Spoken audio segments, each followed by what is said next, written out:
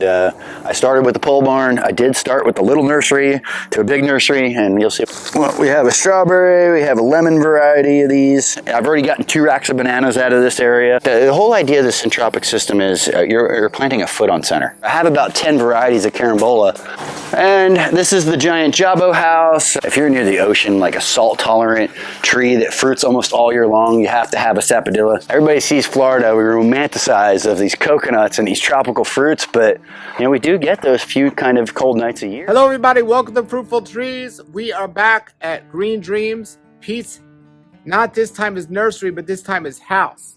So if you missed a video we did at his nursery, check it out at the link below, but we're going to be at his house today. This was where it all started, Green Dreams, and this place is epic. I mean, this is the house you want. This is the best food forest you'll find. And it's like a nursery right out of his house. Amazing place, amazing video. I'm going to put the links below to Green Dreams. Definitely contact them if you're interested in a food forest and just pushing the limits in Zone 9B. This is Pete at Green Dreams at his house. Here we go.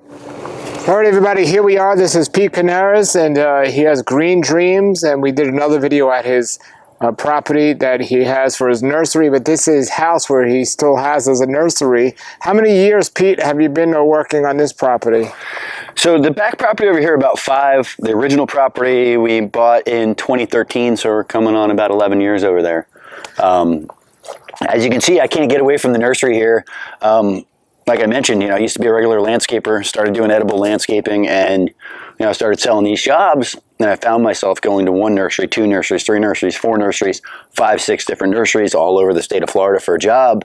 So this whole nursery thing really just started so I could have these plants on hand when we did a job, and it's kind of morphed and evolved and turned into a passion and fun and now a business. And you can see I can't get away from the nursery, so we grow a lot of stuff out here now, and what we're doing is once it gets to a size or when we need to replenish, we're just pulling here from this farm to the other farm. Was that your initial idea to get this extra land, was to have the nursery over here? No. To be honest with you, Paul, we found this property, like I said, 2013. Got an amazing deal on it. My mom fell in love with the neighborhood. She wanted to build a house. She bought this lot. Mom ended up getting really sick, kidney failure. Long story short, passed away. I bought my brother out from this after she passed, and originally this was going to be Mom's home site, and I started with the pole barn. I did start with the little nursery to a big nursery, and you'll see when we walk around. Is your goal eventually to move away from here and go to the other place, or you think you're going to need the room here? I think I'm already running out of room at the other place. It's going to be hard to get everything moved out. I can also tell you, for tax incentive reasons, greenbelting a nursery is way easier than greenbelting a food forest. So I will probably keep nursery here for a long time just for the tax reasons. You know, I mean, I'd pay $6,000–7,000 a year in taxes, and I'm paying, you know, $1,000 or $2,000 because everything is under agriculture, and we're, you know, that's an incentive enough. That right there in itself, yeah. So, you know, maybe this will become a giant shade house with more jaboticabas. You know, like I said, I want to be able to harvest 50, 100 pounds each time, run a small batch of wine, sell fruit, you know, create these value-added items from it. So, you know, there'd be a lot less maintenance here and hand pulling of weeds. Like, you know, I have to pay girls to spend 10, 12 hours a week out here hand pulling these weeds. They don't pull themselves, you know. I mean, every single one of these plants is touched by a hand. You know, there is no pre-emergence or herbicides or any of these cool tools, you know, which they're poisonous, they use in the, you know, typical agriculture. I see some strawberry Cattleya guavas hanging on over there. But yeah, we got to get moving. We don't have a ton of time here, Paul. Yes, I want to spend all day here, but we got to keep it moving. Oh, so well, we have a strawberry, we have a lemon variety of these. They can actually get quite big fruits. Is this like a cocktail or no? You ever had one? No. Is it a cocktail tree? No. Oh, okay. No, so we have a red variety and a yellow variety. This is the strawberry. A little bit seedy. I have to be honest with you. What excited me about this tree is every single new construction house, every neighborhood you go into, they've got these ligustrum trees or these crepe myrtle trees, this tree that looks like this umbrella in the front yard. I put these into the highest end neighborhoods there are, right in the front yard, in place of the tree that gives you nothing, and we get a fruit. You know, so even if we don't eat this, the birds are eating this, somebody's eating this. The other really cool part about this is they rot and they shrivel up right on the tree. So not typically making a big mess on the ground. You get worms in there though? I haven't seen worms in this guava. Now we are further north, so none of my guavas get worms. You know, I don't really get worms in papayas or anything like that. Where you guys, you know, that is one of the benefits. You know, I can't grow mangoes. We get less pest pressure, so there's a balance there. Not bad, really good. You want to start towards the house or the centropic system? You take me. Let's hit the centropic. Well, I like my bananas over here. What do you think? Pretty good? Not a bad breakfast. Not a bad breakfast. All right. So Vitex and Barbados cherries. We grow about 4 different varieties of native firebush. Lots of perennial peanut. This is something I'm stoked about. Not a fruit tree. Gigantus mcmanthus. It's a new grass. Supposed to get to be about 10 foot tall, but what's really interesting about this is it's a nitrogen fixer. You don't find too many grasses that are nitrogen fixers. It's supposed to make an unbelievable privacy hedge. I'm kind of going to look at it as a dwarf bamboo. It's supposed to just clump kind of like a bamboo too. So I'm always looking for different grasses. You know, we're always looking for plants that are going to do the work for us, that we can chop, we can drop, you know, like the Mexican sunflower, super high in nitrogen, you know. I mean, that's a complete source of, you know, food for some animals even. There's a bunch of figs. Lots of figs. Figs do really well. Obviously in pots they do a little better. Lots of African potato mint. This is called Mombasa grass. Those are all the mulberries kind of back in there. You know, we just move them over to the other property. Sweet almonds and caliandras, more Vitex. Just last week we did some more propagation on some bamboo. I don't do a lot of bamboo propagation. We do a lot of brokering with bamboo because it's so labor intensive. When we slow down or we find a moment, that is something I try to get to, and we try to bring in-house. Yeah, like you see, like, you know, I have a giant bamboo windbreak on the north end of my property, and then we have these ramps throughout the property to kind of protect these little microclimates that we're transitioning right now. Like, we just had a really bad problem in the dry season with armadillos. They were getting into every one of my pots, because pots obviously hold moisture. We're still watering, you know, during the dry season, looking for worms, turning up. I mean, they cost me thousands of dollars. Wow. I had to trap a couple and relocate them, but rather than constantly trapping and relocating, I'm like, all right, we're just going to bring the plants up. So we've gotten all these tables up off the ground for the armadillos. In a lot of cases, I have to bring the tables up off the ground because we ship. We get inspected. I have a certain height. We have to keep the plants out because of the nematodes and the soil inspections and so on. This is an interesting planting right here. This is like literally year and a half old, something like that. You know, very low sunlight, you know, pretty shaded type area. This has already flowered, so I must have planted this as a 4 or 5 year old tree. This has already had 1 or 2 fruits on it. Starfruit is already fruited. You know, if you get these things, I've already gotten 2 racks of bananas out of this area. You can see just chopping and dropping the gall and gall, and then bred jabos on both sides. And I think I have a couple of monsteras down there on the end, but what's more exciting is here, let's show you these bananas. Now on your bananas, do you keep them down to 3 stalks, or do you just let them grow as much as they want? I try to manage them a little bit, but you know, all this comes down to time too. You know, if I had enough time, I'd be doing a little bit better management type of situation. Yeah. But I do really think the production is up when you manage them properly. This is all sea breeze, Alphonse Carr, and then it transitions to graceful varieties of bamboo. This one has an edible shoot. Supposed to be one of the best for teas, a very hard building material. What do you do when you get a rack of bananas? Eat them. I mean, the whole rack? I mean, do they freeze them? Like, what do you think? So, more recently, I've been bringing them to the store, letting people taste them, you know, letting people experience this, you know, this banana that'll really change your life. You know, I mean, after you've had a store banana and then you have a Nanawa homegrown banana, there's the comparisons, you know, there is no comparison. It's very hard to go eat a grocery store banana. So long-term goal, kick up production on bananas. If we continue to have these mild winters, like I'm getting a rack every other week right now. If we continue to have these mild winters, I'll sell bananas, you know, from the fruit stand. Like I mentioned before, I'm still eating mulberries. I eat bananas every day from, you know, frozen bananas from my yard in my smoothies. So this area is definitely through transition. I went to Costa Rica and took a syntropic farming course and kind of came home inspired to try syntropic farming. The idea behind the syntropic farming is, you're growing a grass that would be cut and laid onto the trees, and it makes a lot of sense. I mean, the idea of growing our mulch, like I love these food forest systems. I love the mulch, but let's face it, like when we look at large-scale agriculture, how do we transition large-scale ag to a more regenerative type direction, and I think syntropic agriculture holds some of these answers, with it's going to take machinery, it's going to cut and lay the grass, but we have to grow our mulch once we get to scale. So vetiver grass, Mombasa grass are 2 killer grasses for chopping and dropping. Like I cut these last week. That's how quickly they grow back. Last year I had a farmer here doing a lot of annual veg. That kind of changed. He's moving on to another farm. We've just cover cropped this in cowpea just to kind of keep the weeds at bay. But right now, this area is definitely due for chopping and dropping. We grow some invasive trees in here. I have leucaena in here. I have interlobium in here. I grow some pigeon pea in here. I grow some fulmengia, lots of different nitrogen fixers. But this area has been extremely productive. If you look, there's almost a rack, almost on every single one. I think this one over here is about ready. And how are you watering this? All overhead sprinklers? Nothing. Nothing. Nothing. Yeah, there is sprinklers there from when he had veg, but I'm not running it. Okay. And then bananas are doing good. Oh well, we get a lot of rain lately. We're getting a lot of rain lately. I think if you get the rain, if you cover the ground, if we're able to if you're able to keep these cover crops in here, this is protecting our soil from drying out. It's also, I tell people all the time, plant the weeds you want. You're going to get the weeds you don't want. So if we plant an intentional weed, whether that be a cover crop, it's going to help to cover the soil, help stop the weeds from coming up.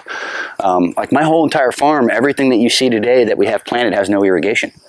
And I've always been this thrive on neglect, deep mulch, don't need irrigation. The last 2 years, I've seen some things suffer a little bit. Like I was this close to, running around with hoses and stuff. Trees are looking a little bit stressed out this dry season. Rains came, everything looks great again. It happens pretty quickly, but. So are you saying if this didn't have any, if somebody came in here and mowed this every week, really nice and pretty around all the trees, the trees wouldn't have been as productive? Not at all. Not at all, because grass is also sucking all that moisture and all that water out of there. It would completely just dry it out. The fact that we have dense organic matter, that we're feeding these trees all the time. Every time I harvest a rack, I come in with a bucket of compost or a bucket of biochar, But that's the issue. See, like somebody like me that has a small yard, I can do this if I can walk between the trees and still live. If this is somebody's yard, they can't survive like with this mess. It's a jungle right now. Yeah. Oh, it's a big time. Like you got it great here. You can walk around it. But what do you say? Seriously, what do you say to people that have this is their yard? Like, do you encourage them? They would have to make the row bigger.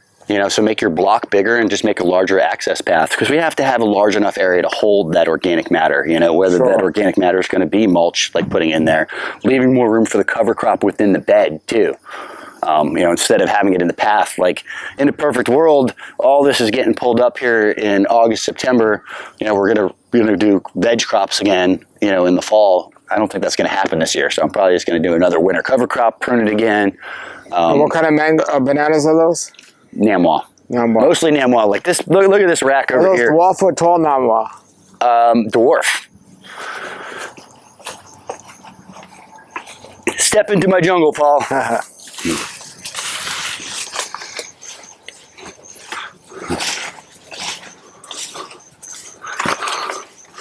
Yeah, I mean, like ideally, you said manage your bananas.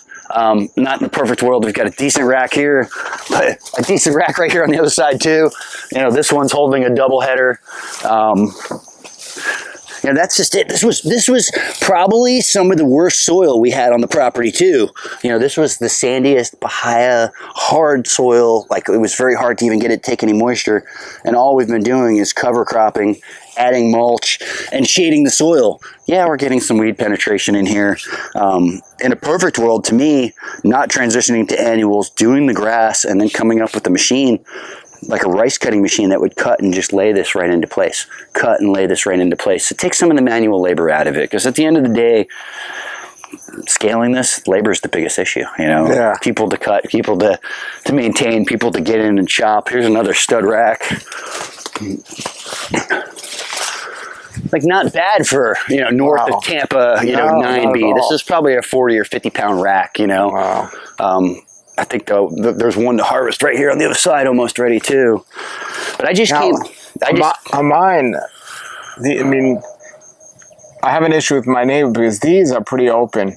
My neighbor's growing something dwarf and they're real tight, and he says it's dwarf nom nom. I'm like, I don't know. They're pretty tight. His. Really? You know what they might be? I mean, if they're tight, because this is apple type or I don't know, but these are how a dwarf should be. Yeah, this is the proper one. Yeah, they're separated. His are tight. Yeah, especially as they start to ripen. I noticed they start to kind of push down like that more too. There's one over here on the outside. It's not a very full rack, but it's probably our closest one to harvest. There's a decent one right here, kind of coming on. Look at this, everybody. This is a half a rack. Yeah. You know, mulberries with fruit on them. They're not supposed to be fruiting right now. But the whole idea of the syntropic system is you're planting a foot on center. So in a 70-foot row like this, I have 70 different plants. Whether it's cassava, chaya, it was very dense. Like I said, this is very experimental. I figured worst case scenario, we thin some stuff out, we chop some stuff out down the road. The grass has been the hardest thing. Suriname cherry? Yeah, Suriname cherry. Red or black? All blacks. I have lots of reds in the nursery, you know, but they have to graft the blacks. So I planted the grafted blacks on the end, and then just all Thai mulberries. And as we go down the row, I have loquats and avocados. So the idea being on the north end of the planting are going to be our tallest trees once it gets, you know, mature. And on the south end will be our shorter trees, like our prune mulberries. And the avocados are doing fairly well in here. Loquats are obviously doing really good. They're kind of a no-brainer. Big moringas kind of starting to emerge out of there. They need to be chopped back. So how big is this area here? Square footage wise, probably over a normal backyard. Yeah. Yeah, it's probably about 7,000 square feet. Yeah. My wife would kill me. Here, we'll head over to a different area. That's the comment I would get from a lot of people. So I planted this in 2001. This planting over here, kind of the experimental one. I mean, like, you could see the avocados are just kind of getting into a mature stage. They're kind of starting to set some really good fruit. When you chop the bananas down after you get off the stalk, you just leave them at the bottom? Everything stays here. Yeah, the goal is here that we don't have to bring external input into the system. You know, that was kind of the whole idea of trying the system.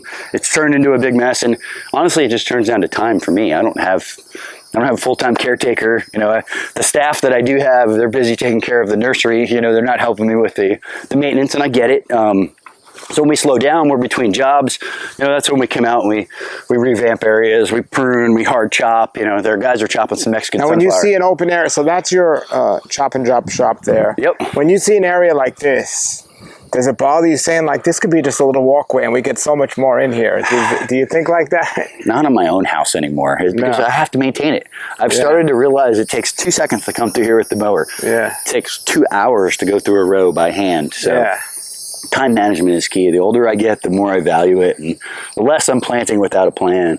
You know, the maintenance is, I think, what most people don't take into consideration. You know, what's really involved, how much time are they willing to put into it? You know, when you're transitioning these yards, you know, it's even the trees. Like, people don't understand to get mangoes to produce really well, and for disease resistance, if you're going to spray them, and also the distance you plant and pruning. People don't realize how much work it is. Oh, airflow is so important. The training as a young tree, you know, especially on a mango, you know, the tipping and that's when we're creating the scaffolding and the tips, you know, for a high production down the road. You know, once you get them to the size you want, you know, that pruning every year after you harvest and feeding them once a year, it's not too bad, you know, but in the first couple of years, I think it's way more important for sure. All right, we'll head over to the house. Okay, very nice here. We went by the other nursery. I guess we could walk through the Jabo nursery and then we'll cut up on the house. What do your neighbors think about what you're doing here? Are they cool with it? You know, they haven't complained. I have, you know, that's why we are where we are now. That's why I have a commercial location, Paul. You know, when I moved into this neighborhood, we saw it as a rural community, you know, not a lot of rules. They don't tell you what color to paint your house. We do have an HOA, but I have a $150 a year HOA fee. It's really just for the roads. You know, there's a year or a month? A year. Wow. A year. So it's we own the streets in here. So basically that money goes into a fund to take care of the roads. The only two rules they have in the neighborhood is 1,800 square foot minimum on a new build. We're out of lots, and you can't run a business. So the business one's what kind of got me a little bit, unfortunately. So we used to do farm tours regularly. You know, we've had 50 cars show up on a Saturday, and we've had a couple of complaints, you know. So during COVID, we had some neighbors vote to put a gate in at the front of the neighborhood. I don't know if you noticed that when we came in. That hindered my availability to have clients here even more. So, you know, that's what kind of, you know, pushed us into the commercial direction, you know, and being able to get out of the neighborhood. So did I need more space? No. If I could have been able to do what I wanted to do, I would have kept it all right here. I didn't need the frontage, you know. It just allowed me to kind of grow this thing out and, you know, access more people. And which is all understandable from your neighbor's viewpoint. It's all understandable. I mean, but they should be getting in on this, getting some neighbor benefits here. Yeah. Having to teach them. So I will say this, the direct neighbors right next to me, not interested. I have a lot of good friends in the neighborhood. Two of them are Tampa PD. Both of them have awesome food forests. I mean, shout out Blake, shout out Nate. They've really done a ton of work in their yard. Neighbor Justin over here has got a little bit of a food forest. Neighbors across the street bought a couple of fruit trees. So I am kind of rubbing off on, I guess you could say, a few of the neighbors in the neighborhood. This is my original Jabo mat when I took over on this side of the property. I mean, we were talking about a really small area, you know, maybe a 2,000 square foot pad. You know, I have bunch of big fruiting sabras there in the back, you know, and then some of the reds and scarlets here in the front. Now these are on water, of course. Those are all on drip. Yeah, but you got to remember, what do they come on, 3 minutes a day? You know what I mean? I don't know, but yeah, your Jabos need water, right? Yeah, usually 3 to 5 minutes a day through a single emitter is enough to kind of, we just want to see the water start to come out of the pot and then we can shut it off. We're only going to absorb so much. I think these zones over here, they get a little bit more sun in their bigger pots. I run those for 4 and those are 3 back there. But obviously, being in the food forest thing and the trendiness of it, I get a lot of young hippies that want to do this work, and I've had, you know, groups of guys staying with us and working with us on projects. And this whole garden you see to the right was actually just built by some employees. Yeah, so I call this like the hippie garden. Had a bunch of van living, kind of van traveling hippies that were staying and working with me for a few months. Awesome guys. This was just woods. This was just oak trees overgrown with grapevine and stinkweed that they wanted to transition. So I came in with the bobcat, I scraped all the vines out, and they basically planted a bunch of bananas and pineapples and cassava and Mexican sunflower. Like you can see, a really nice rack of praying hands. And this area does tend to get forgotten. Like, look, there's a rack of bananas I probably need to get up there and harvest right now. Ripe rack of praying hands. Actually, you know, this is what happens when you have a big property and you plant a bunch of food. Like, you don't get to it all. You find things that you forgot you had. I need to go get the machete, but that is a fat rack and it's ripened on the top and the bottom. You know, this area, once again, no irrigation. This is all a non-irrigated zone. We put in big, deep beds here of mulch and planted the bananas in the understory. And they seem to be thriving. Like, this rack over here is actually super impressive. I haven't seen too many racks like this up in 9B. That's an African rhino horn. I haven't even got one on my property to ever rack like that here. That's the best one I've had. That is a really good sized banana rack. Pretty studly bananas too. And out-of-grown cassava. This was the old hippie fire pit.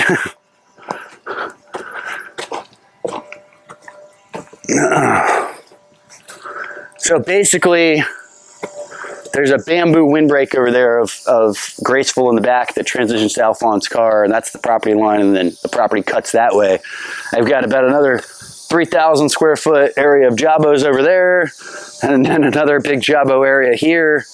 And these are some of our bigger trees that we're just collecting for fruit. Some of the big Grumichamas, giant scarlet, big Eugenias. giant Campo Ramon.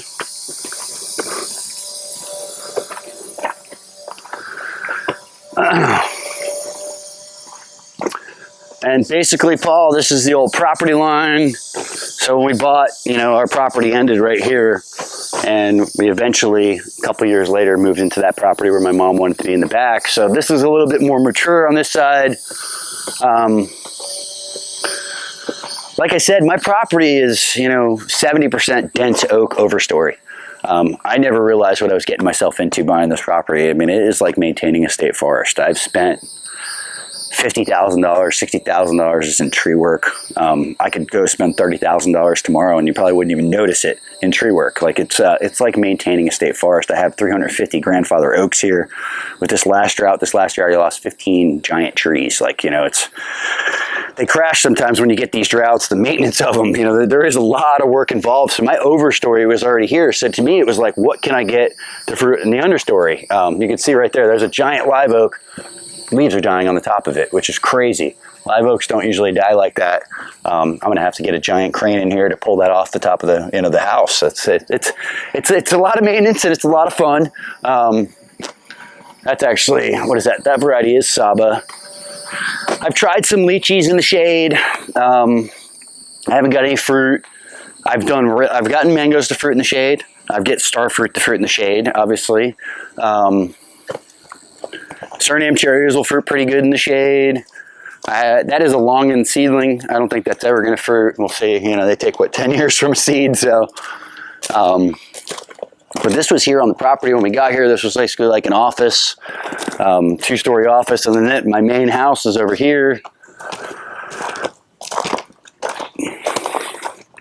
And that's my original driveway coming in. So, you know, lots of bamboo and jaboticabas in the zone 1. I could show you my starfruit here by the house. Interestingly enough, the homeowner that lived here prior planted a bunch of shampoo gingers. So some of these gingers were already here. Gingers coming up, jaboticabas. But by far, these have been just absolute studs. Like, so here we go. I just hard pruned this tree. You would think this branch, this is Shrieking Bangin'. This one's really good. But I mean, look at some of these clusters, Paul. Yeah. I mean, look at this deep shade. Deep shade. I mean, you know, there's a few 100 pounds. These trees never stop fruiting. The flowers are edible. There's always young ones coming. There's usually always ripe ones. I mean, cluster on cluster on cluster. I have about 10 varieties of carambola.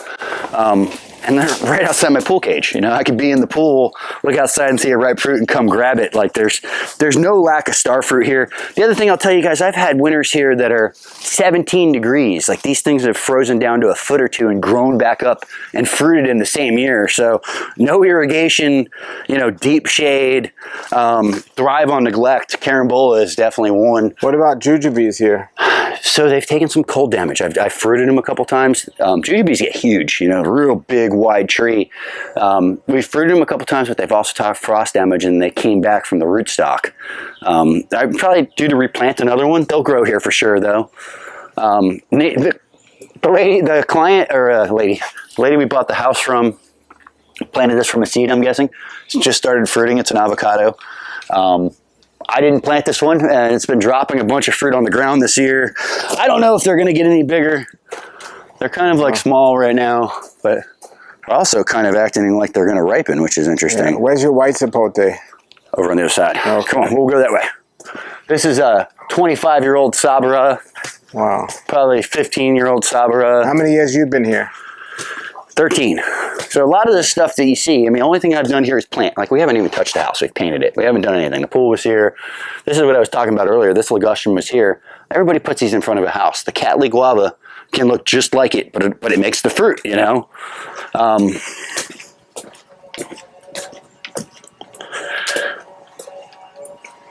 This one's done really good for me. The Cherry of the Rio Grande. It's been very cold hardy. I love this one too because it does that really cool peeling on the trunk, just like the jaboticabas do. Really pretty trunk on the tree too. This is the closest thing to a Bing cherry you can grow here in Florida. Also very cold hardy, all the way up to North Florida. You know, you don't have to be in the South. This is, you know, very unique tree, I guess you could say, for kind of like that zone 1, you know, a little bit different. This is the one I was telling you about earlier that I'm blown away. Like this tree, I don't give this any love, Paul. It just sits here in front of my house. It doesn't even get any sunlight. There's no irrigation around this. Is that loquat? This is a yellow jaboticaba. Yellow jaba, wow. And it's been here since I moved in. Like this is probably one of the first ones that I planted. Usually always has a fruit on it. I only see one right now. We'll go into the greenhouse, but it's a very small version of it, but it's an orange fuzzy fruit. It actually has a really, really unique flavor to it. That's not a great example. Is there a bigger one up top for us? Yeah, it's basically an orange fruit. Wish I had one you could taste. I know I have a red jabo for you though. But yeah, this tree fruits and flowers all the time with low sunlight and no water. You know, where typically speaking, jaboticabas want a little bit more water. This one has tended to thrive on neglect. Yeah. Let's go into the jabo house and we'll see that zapote. All right. Yeah, lots of live oak here and magnolias that were in place when we bought the property. I have some of the 120-foot varieties of bamboo, like Dendrocalamus asper, the giganteus, you know, with the edible shoots that make canes like this. I'll show you when we get over there.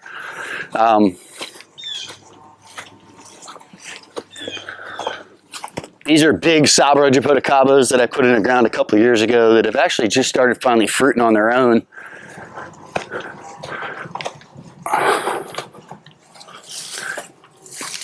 Another Sabra. This one has fruited already for us.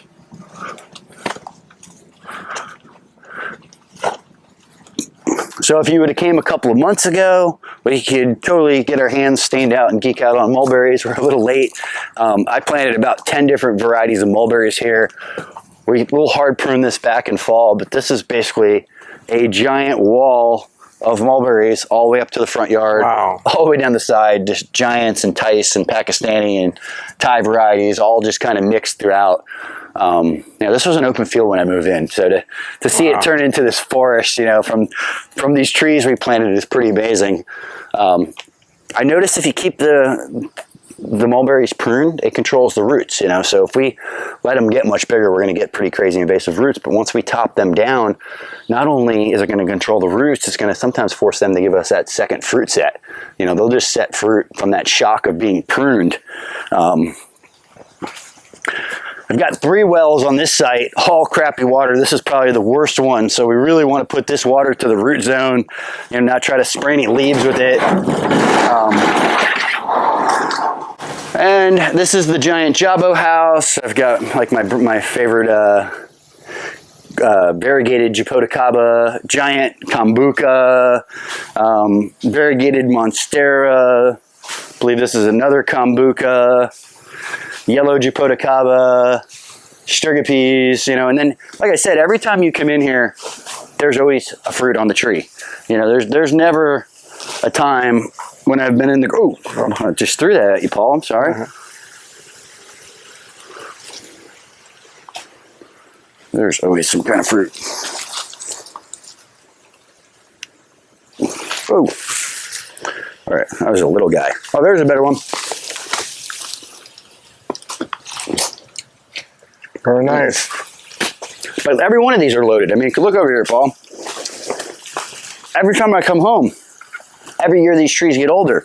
You know, as they mature, they flower, they fruit more. So we got green ones, flowers, ripe ones, all on the same tree. I mean, how awesome is that? Like, we don't have to wait for jaboticaba season. That's what makes these exciting. And the fact that you can keep them bonsai'd. I have a ton of fruiting sapodilla. I really like sapodillas. Got a lot of fruiting ones in pots. This is one of the few things that I will keep in the greenhouse. Really don't need to heat this in the wintertime. We've only had 1 or 2 nights where it's gotten questionable, and if that happens, I just turn on the irrigation and it warms it up enough just from that mist from the irrigation to heat the whole greenhouse. Have you tried the butterscotch? Yeah. What do you think? I think it's overrated. I think Silas Wood's better. Yeah, I think there's a lot of hype. Yeah, it's good. Don't get me wrong, but Silas Wood is really good in my opinion. What is that? Silas Wood? Silas wood? What is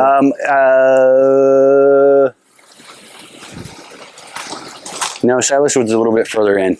You know, I've been to the original. I think that's the Molix. I've been to his house. This is Silas wood. I've been to his house. Oh, really? I saw the original tree. Really? He Oh, that doesn't was live awesome. there. He's not alive anymore, but I've been to his. Yeah, this is by far, in my opinion, the best of the. Oh, that one's ready, or going to be. It's brown. Yeah, I think sapodillas. I tell all my clients, if you live near the saltwater, if you're near the ocean, like a salt-tolerant tree that fruits almost all year long, you have to have a sapodilla. The wood is highly sought after on those trees too. And like when I was in Costa Rica, you know, that's like one of the most sought after hardwoods there is. This is a dwarf grimmichama, which is a little beyond dwarf height. It's probably 15 years old, but I have a lot of short ones that have a little bit more compact to them.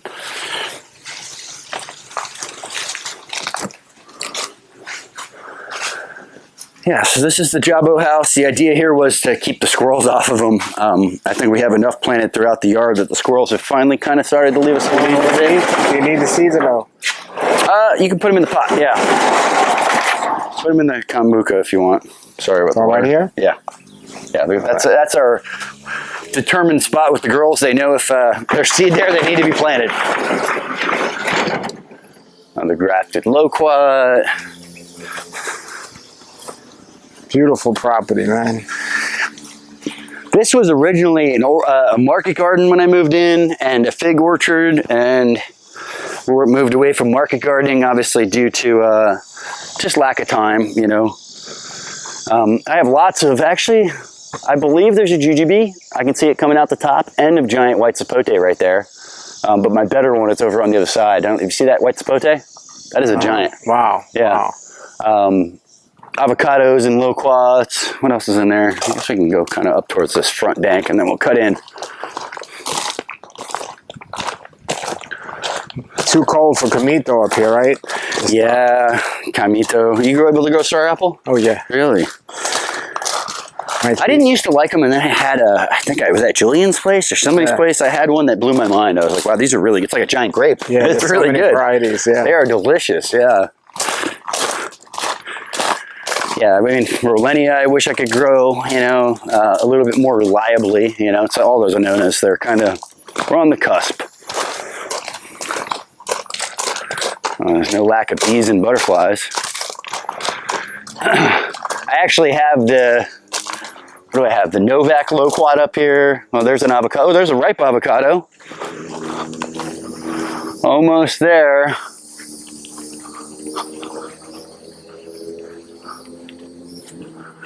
You see a couple that are just starting to get the black on them? Yeah, what avocado is that? This is Lula. Lula. Yeah. This is the Novak, or the Tory, and then this is the Novak loquat. So all the Lulas are going to turn black when they're ripe? Yeah. Yeah. Yeah, Brogdon to me is like a Lula on steroids. It's like 4 of them. It's also a little bit of a different shape. The seed is so big. That's my issue with them.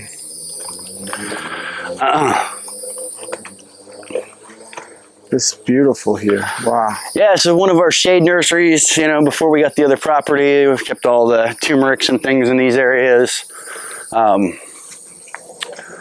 Just recently did some air layers on the Sarcopia. And let me tell you, the next time I'm putting bamboo stakes to strengthen the arms, because the wind really kicks my butt on those. They tend to break whenever you break the cambium layer. It just seems to really weaken them. They're very, very weak branching.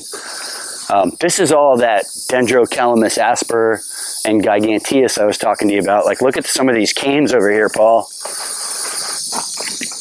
And these are edible shoots raw. So, like, this one technically wouldn't even need to be cooked. This is a total freak of nature. This is probably like a 3-month-old cane. Yeah, this is my biggest cane. I can't even get 2 hands almost around it. I mean, giganteus. Also really good building material, but this one, you know, this is the one Eric Tonesmeyer has in his book for really good edible shoots. Same thing with the sea breeze, good edible shoots, and then old hammy eye, which used to be my favorite clumping variety. That's the one that's behind us here on the other side. Kind of a wider clumper, cold hardy to about maybe teens, 45-foot clumper, but it took a real beating during the dry season. You know, it's one that I feel like long term is not as aesthetically pleasing as bamboo. Now, how cold does it get here? I've seen 17 degrees. And you're in zone 9.